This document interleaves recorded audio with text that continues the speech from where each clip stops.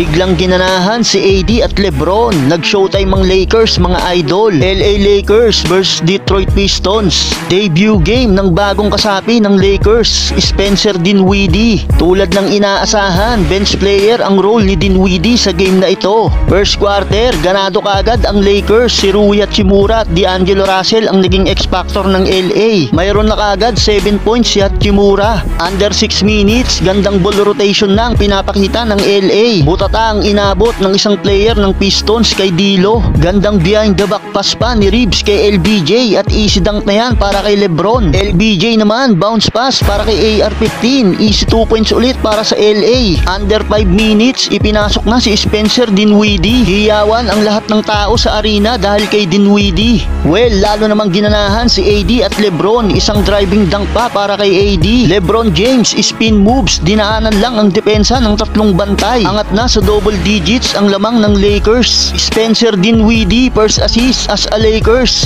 Easy 2 points again for Rui Hachimura. Nakasagot pa naman ang visiting team kaya naibaba na lang nila sa 10 points ang lamang ng LA. 34-24 end of first quarter.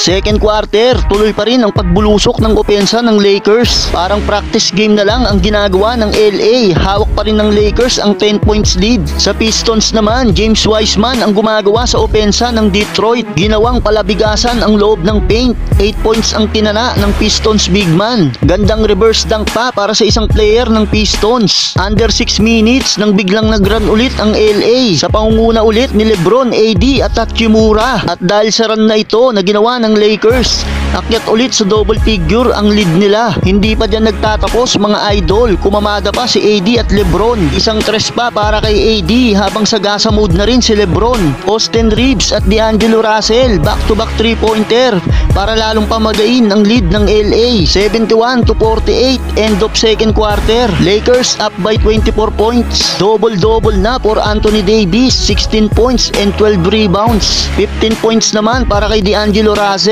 Third quarter, nanawa sa butata si AD.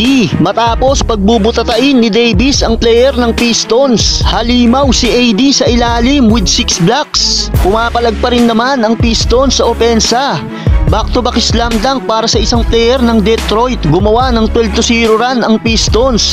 Kaya bahagya nilang naibaba ang lamang ng Lakers. Pero LeBron James, isa na namang tres ang binitawan ni King James. Under 2 minutes, Spencer Dinwiddie attacking the paint and one. Isang tres pa ang binitawan ni Dinwiddie. 6 straight points para sa bagong player ng Lakers na si Dinwiddie. Angat ulit sa 20 ang lead ng Lakers. 99-79 end of third quarter. Last and final quarter, kontrolado na ng Lakers ang laban. LeBron James, back-to-back 3-pointer pa ang binitawan. Si AD at LeBron na ang kumakana para sa Lakers. Sa uli ay tuluyan ng sinelyuhan ng LA ang kanilang panalo at hindi na rin nagawa pang makahabol ng Detroit sa kalamangan ng home team. Kaya nagtapos ang laban na nakuha na ng Lakers ang panalo.